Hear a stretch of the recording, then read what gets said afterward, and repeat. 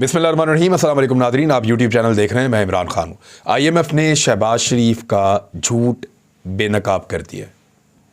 यानी इस लेवल पे आके शहबाज शरीफ साहब को झूठ नहीं बोलना चाहिए था, गलत बयानी नहीं करनी चाहिए थी। पाकिस्तान डिफ़ॉल्ट होने के करीब है, हालात इतने ख़तरनाक हैं, उसके बावजूद मईशत के मामलात के अंदर गलत बयानी करना और गलत दावे करना, ये इंतहाई ज़्यादती वाली बात है। कुछ चीज़ें मैं आपको डोनर कॉन्फ्रेंस जो 9 जनवरी को होने जा रही है उसके बारे में बताऊंगा। एक्चुअली वो है क्या, क्लाइमेट चेंज के मामलात हैं और वहाँ पे पाकिस्तान अपना मुकदमा लेकर जा रहा है। नवाज शरीफ साहब भी वहाँ पहुँचे हैं, कोशिश कर रहे हैं कि आलमी सतह पे कुछ लोगों से कुछ बातचीत हो जाए और कुछ सलूशन निकालने की कोशिश की जाए, क्योंकि इस वक्त शहबाज शरीफ साहब का और नवाज शरीफ साहब की सिर्फ एक ख्वाहिश है कि उनका दौर किसी तरह गुजर जाए और पाकिस्तान उनके दौर के बाद दिवालिया हो। यानी किसी भी तरह वो करके पाकिस्तान को घसीट लें। टेक्निकली पाकिस्तान डिफ़ॉल्ट हो चुका है, ये बहुत सारे एनालिस्ट कह रहे हैं और बार बार कह रहे हैं, लेकिन इस बात को एक ऐसी बात बना दिया गया है कि पता नहीं ये कोई बहुत मायूब बात है। दुनिया के मुल्क डिफ़ॉल्ट हो जाते हैं, अब मुख्तलिफ रीज़न्स होते हैं। हमारे यहाँ पे रीज़न रिजीम चेंज का एक ऑपरेशन बना, हो जाते हैं। झूठ शहबाज शरीफ साहब ने क्या बोला? IMF ने शहबाज शरीफ का झूठ बेनकाब कर दिया, ये खबर है। कैसे बेनकाब किया, ज़रा शहबाज शरीफ साहब का पहले आप बयान देख लें। शहबाज शरीफ साहब ने 2 दिन पहले 6 जनवरी को हज़ारा इलेक्ट्रिक सप्लाई कंपनी के मंसूबे की इफ्तिताई तकरीब में उन्होंने खिताब किया था।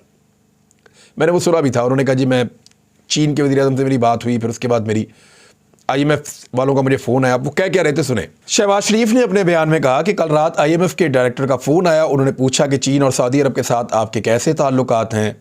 मैंने जवाब दिया कि हमारे दोनों ममालिक के साथ बहुत अच्छे ताल्लुकात हैं। चीन पाकिस्तान के साथ खड़ा है। चीन के वज़ीर-ए-आज़म ने कहा कि पाकिस्तान हमारा दरीना दोस्त है, दीगर ममालिक से भी अपने ताल्लुकात बेहतर कर रहे हैं। उन्होंने कहा कि मैंने IMF के डायरेक्टर से कहा कि हम पाकिस्तानी अवाम पर मज़ीद बोझ नहीं डाल सकते। IMF की डायरेक्टर ने कहा कि अपना वफ़द भेजेंगे ताकि पाकिस्तान को अगली किस्त मिल सके, और 2-3 दिन का शहबाज शरीफ साहब ने वक्त भी अपने इस बयान में कहा था। अब खबर क्या सामने आई है, ज़रा ये खबर आप मुलाहिज़ा फरमाएं। और एक्सप्रेस ट्रिब्यून के मुताबिक ये खबर है, इंटरनेशनल मॉनिटरी फंड या IMF, उन्होंने एतवार के रोज़ कहा कि managing director MD IMF Kristalina Georgieva और शहबाज शरीफ के दरमियान टेलीफोनिक बातचीत जो हुई है वो वज़ीर-ए-आज़म पाकिस्तान शहबाज शरीफ की दरख्वास्त पर हुई है, ना कि MD ने खुद कॉल की है। शहबाज शरीफ ने कहा कि उन्होंने कॉल की है और IMF ये बता रहा है कि नहीं, उनके लिए इंपॉर्टेंट बात है ये। उन्होंने कहा कि नहीं, शहबाज शरीफ साहब को हमने कॉल नहीं की, उन्होंने दरख्वास्त की, जिसके ऊपर फिर ये बात की गई। एक्सप्रेस ट्रिब्यून से बात करते हुए IMF की नुमाइंदा उन्होंने बताया कि ये टेलीफोनिक गुफ्तगू वज़ीर-ए-आज़म शहबाज शरीफ की जानिब से क्लाइमेट रेजिलिएंट पाकिस्तान कॉन्फ्रेंस पर बात करने की दरख्वास्त के जवाब में की गई। यानी शहबाज शरीफ साहब ने कोई मईशत पे बात नहीं करनी थी, उन्होंने कुछ क्लाइमेट चेंज के पाकिस्तान के ऊपर असरात पड़ रहे हैं, उनके ऊपर बात करने के लिए दरख्वास्त की थी, जिसके जवाब में ये बात की गई। यहाँ ये भी ख्याल रहे कि क्लाइमेट रेजिलिएंट पाकिस्तान कॉन्फ्रेंस 9 जनवरी को जिनेवा में मुनक्कद हो रही है, जहाँ नवाज शरीफ और मरियम पहले ही पहुँचे हुए हैं, जिसकी मेज़बानी हुकूमत पाकिस्तान और अक़वाम मुत्तहिदा मुश्तरका तौर पर करेंगे। इस कॉन्फ्रेंस का मकसद 2022 के तबाहकुन सैलाब के बाद अवाम और हुकूमत की मदद के लिए हुकूमती नुमाइंदों, सरकारी और निजी शोबों के रहनुमाओं और सिविल सोसाइटी को इकट्ठा करना है।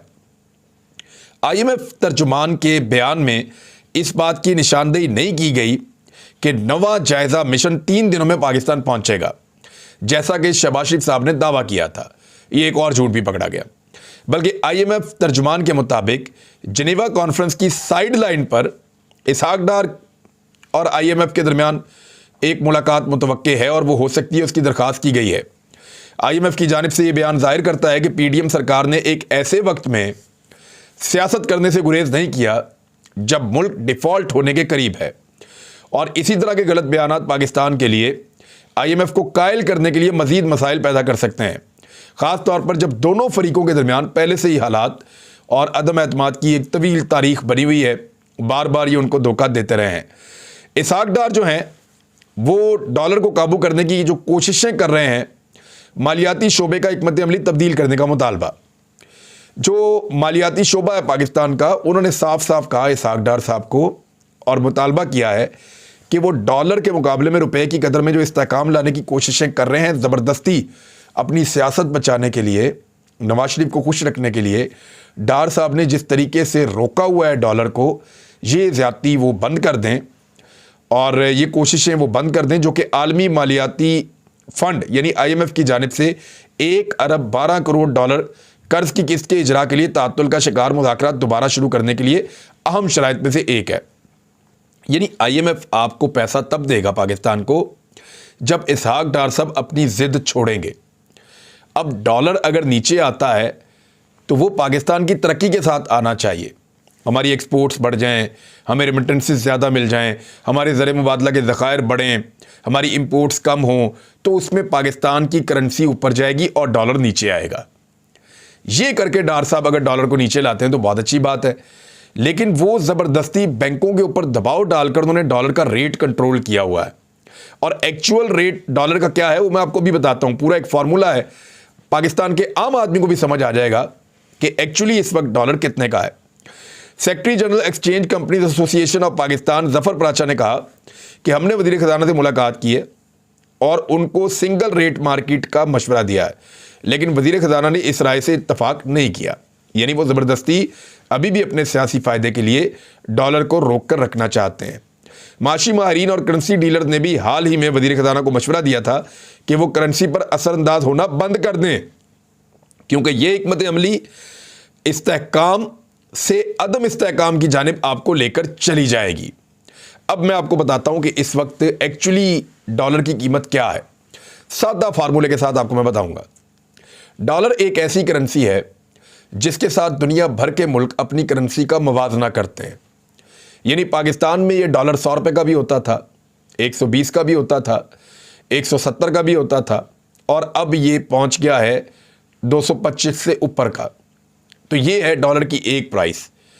इंटरबैंक और ओपन मार्केट में जो डॉलर की प्राइस के अंदर फ़र्क रहता था वो 1 रुपये, 1.5 रुपये, 2 रुपये, 8 आने इतना ही रहता था, इससे ज़्यादा नहीं होता था।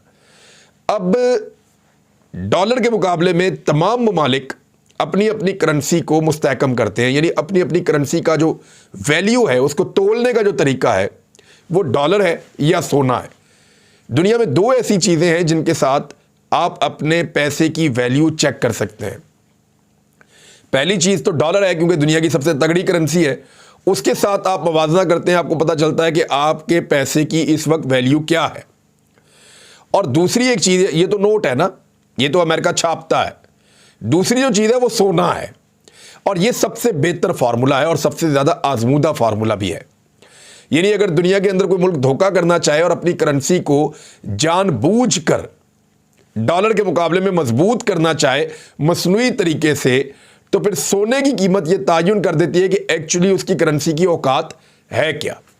अब मैं आपको दिखाता हूं एक सादा फार्मूला। 1 तोला सोना मार्केट में कितने डॉलर का है? 24 कैरेट का 1 तोला सोना अमेरिकी मार्केट के अंदर या ओपन दुनिया की मार्केट के अंदर $700 का है, यानी $699.96, लगभग $700 बन जाते हैं।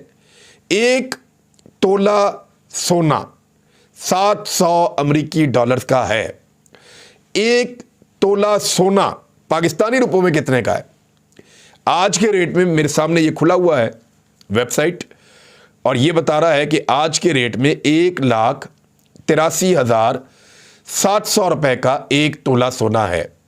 यही 1 तोला सोना अगर आप डॉलर्स में खरीदेंगे तो आपको मिलेगा $700 में, और अगर आप रुपयों में खरीदेंगे तो आपको मिलेगा 1,83,700 रुपयों में। अब जरा 1,83,700 रुपयों को आप $700 के ऊपर डिवाइड कर देंगे तो डॉलर की वो प्राइस निकल आएगी जो सोने के मुताबिक है। यानी सोना एक ऐसी चीज है जो डॉलर और आपकी करेंसी की असल वैल्यू आपको बताएगा। तो जब आप 1,83,700 को डिवाइड करते हैं 700 पे, तो एक्चुअल जो आपकी करेंसी की प्राइस निकलती है, जो पाकिस्तानी रुपए की असल कदर है डॉलर के मुकाबले में इस वक्त, वो 262.43 रुपए है। यानी $1 की असल कीमत 225, 26, 27 रुपए नहीं है जो डार साहब ने ज़बरदस्ती रोक कर रखी हुई है। उसकी असल जो प्राइस है वो 262.43 रुपए है। ये है वो 2 नंबरी जो डार साहब इस कौम के साथ कर रहे हैं। अब आप अंदाज़ा कर लें कि इजाफी पैसा, ये इतना फ़र्क जो है डॉलर की प्राइस में, और जब ये इस तरह की हरकतें डार साहब कर रहे हैं तो उसकी वजह से ओपन मार्केट में डॉलर और ज़्यादा महंगा हो रहा है। लोग डरे हुए हैं। अब 265 से 270 रुपए का भी डॉलर मिलता है और ये मजीद बढ़ता चला जाएगा डार साहब की इन हरकतों की वजह से। तो मैंने आपको सादा फार्मूले के जरिए से साबित किया है और साइंटिफिकली साबित किया है कि डार साहब गलत बयानी कर रहे हैं।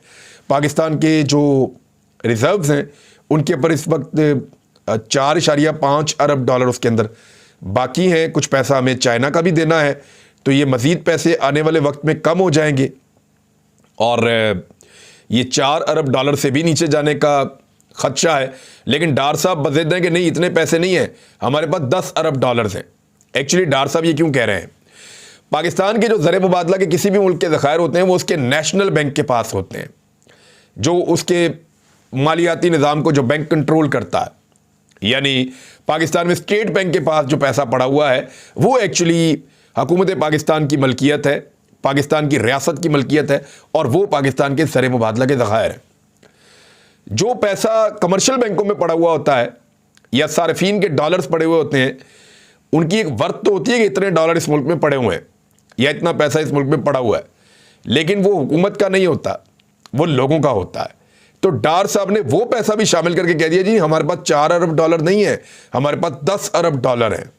तो ये एक और तरह का फ्रॉड करने की इसहाक डार साहब ने कोशिश की है। माजी में उन्होंने इस तरह की एक हरकत की थी, उसके बाद से लेकर अब तक पाकिस्तानियों को एतबार ही नहीं होता। जब एटमी धमाके इंडिया ने किए तो उन्होंने तो ऐसा कुछ नहीं किया, लेकिन जब पाकिस्तान ने एटमी धमाके किए तो डार साहब ने उसकी आड़ के अंदर सारे लोगों के पैसे जो हैं वो डॉलर अकाउंट जितने भी थे वो सारे सीज कर दिए थे और लोग उसके बाद बड़े लंबे अरसे तक जो है वो इनके पीछे पीछे भागते रहे। तो बाद में रुपयों के अंदर वो पैसे दिए और लोगों का नुकसान भी किया। तो अभी ऐसा लगता है कि उसी तरह का कोई गंदा तजर्बा इसहाक डार साहब दोबारा करना चाहते हैं। लेकिन मैंने आपको बता दी है कि डॉलर की जो असल प्राइस है, आगे आ जाए, ज़र मुबादला के जो ज़खायर हैं पाकिस्तान के वो 1 माह से भी कम अरसे के दरामदी बिल के बराबर रह गए हैं। अच्छा, एक खबर और भी आई है, मैं इस खबर को कंफर्म नहीं कर सकता, लेकिन अली खिदर साहब हैं और ये एक जर्नलिस्ट हैं, इनका अकाउंट मौजूद है और उन्होंने रिपोर्ट किया है कि 65 गाड़ियाँ जो बहुत कीमती गाड़ियाँ हैं उनका एक बैच कंफर्म कर दिया गया और उनके लिए एलसी खोल दी गई है, जबकि 45 की जो है वो ओपन कर दी गई है, 20 की अभी ओपन कर दी जाएगी और 100 से ज़्यादा गाड़ियों की ये ओपन की जाएगी पाकिस्तान के अंदर। यानी इंपोर्ट कॉस्ट वो बता रहे हैं यूरो के अंदर 2,26,000 यूरोस की है। Retail price is around Pakistani rupees 5 crore और ये जो गाड़ियां बुक की गई हैं वो 150 से 200 के करीब हैं। अब आप अंदाज़ा कीजिए कि इस मुल्क के अंदर जहां पे आटा लाने के लिए मुसीबत बनी हुई है, सोयाबीन लाने के लिए मुसीबत बनी हुई है, खाने का तेल लाने के लिए मुसीबत बनी हुई है, अद्वियात की शॉर्टेज हो रही है, ऑपरेशन का सामान लाने के लिए मुसीबत बनी हुई है, इंडस्ट्री बंद हो रही है, वहाँ पे ये अपने ताकतवर और बड़े लोगों के लिए अगर गाड़ियाँ इंपोर्ट करने की इजाज़त देंगे तो ये इंतहाई अनफॉर्चुनेट है। ये अली खिदर साहब जो एक जर्नलिस्ट हैं उन्होंने ये दावा किया है। आप देखते हैं गवर्नमेंट इसका जवाब क्या देती है। मेरे ख्याल में ये खबर गलत होनी चाहिए। दूसरी जानिब एक और जो अजीब खबर आई है वो उसमें यह है कि पंजाब और खैबर पख्तूनख्वा में तंदूर गैर मुअय्यना मुद्दत के लिए बंद करने का फैसला कर लिया गया है। उसकी वजह यह है कि जो आटा 55 रुपये का 60 रुपये का मिलता था चंद महीने पहले तक जब पाकिस्तान तहरीक इंसाफ की हुकूमत थी, वो इस वक्त 150 से 160 रुपये फ़ी किलो में फ़रोख्त हो रहा है, जिसके बायस गुर्बत की लकीर से नीचे ज़िंदगी गुजारने वाले अवाम के लिए खाने का हुसूल नामुमकिन होता चला जा रहा है। और एक बहुत बड़ा बहरान है बलूचिस्तान में। ये खबर एक्सप्रेस ने रिपोर्ट की है। खबर के मुताबिक बलूचिस्तान में गंदम का जो स्टॉक है वो ख़त्म हो गया है और आटे का बहरान शिद्दत इख्तियार कर चुका है।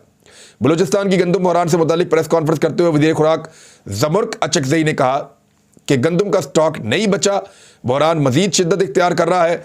2 लाख बोरी गंदम में से 10,000 बोरियाँ मौसूल हुई हैं। ये कर रही है वफाकी हुकूमत इनके साथ। वज़ीर आला पंजाब से 6 लाख गंदम बोरियाँ फराहम करने की दरख्वास्त की है।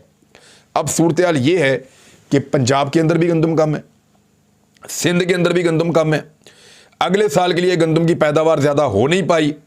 गिलगित बल्तिस्तान से लोग अलग शोर मचा रहे हैं आटे के लिए, गंदम के लिए, और गवादर में भी एक अजीब सूरत हाल है। तो ये इंपोर्टेड हुकूमत का तजर्बा पाकिस्तान को भारी पड़ेगा, इसका तो सबको अंदाज़ा था, लेकिन इतना भारी पड़ेगा हमने कभी नहीं सोचा था। अब तक के लिए इतना ही। अपना ख्याल रखिएगा, अपने चैनल का भी। अल्लाह हाफ़िज़।